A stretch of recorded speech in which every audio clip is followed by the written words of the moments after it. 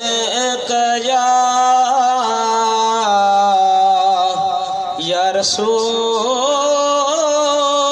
अल्लाह वसल्लम अलैका या हबीब अल्लाह।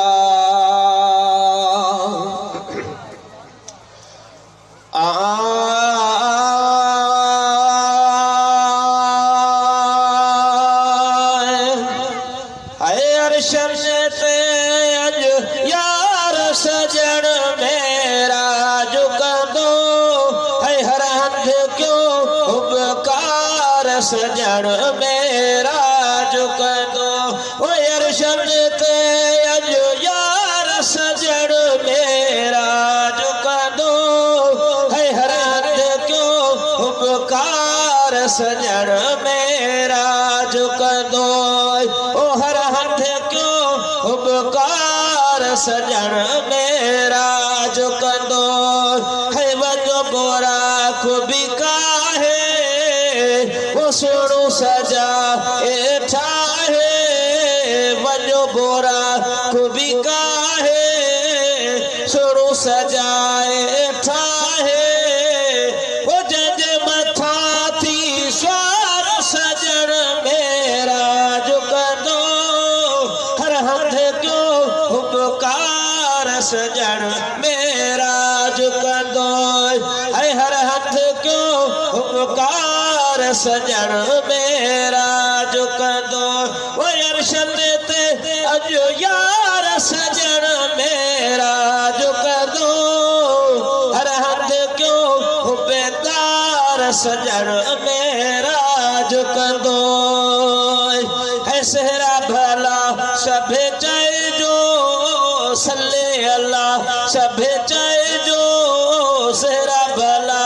सभे चाहे जो सल्ले अल्लाह सभे चाहे जो वो जहदम थे दीदार सजन मेरा झुकंदो हर हंध क्यों उपकार सजन मेरा झुकंदो है हर हंध क्यों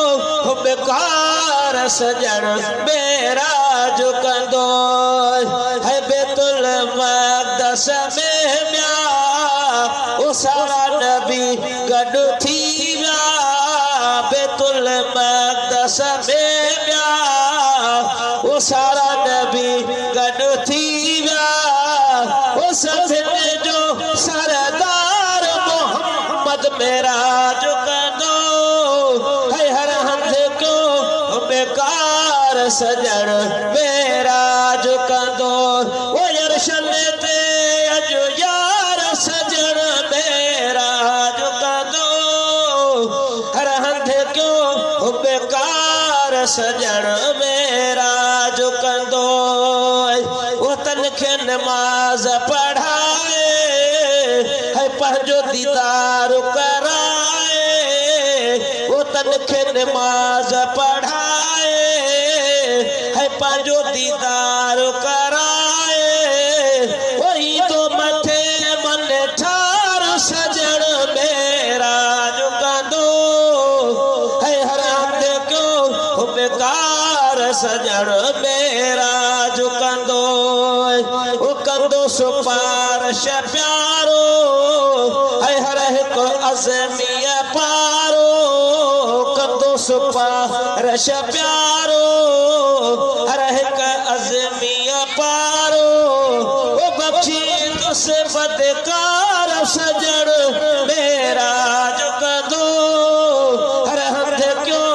बेकार मिठल मेरा झुकंदो वो अरशद ते अज यार सजन मेरा झुकंदो है हर हंध क्यों बेकार सजन मेरा झुकंदो वो हर हंध क्यों बेकार सजन मेरा झुकंदो।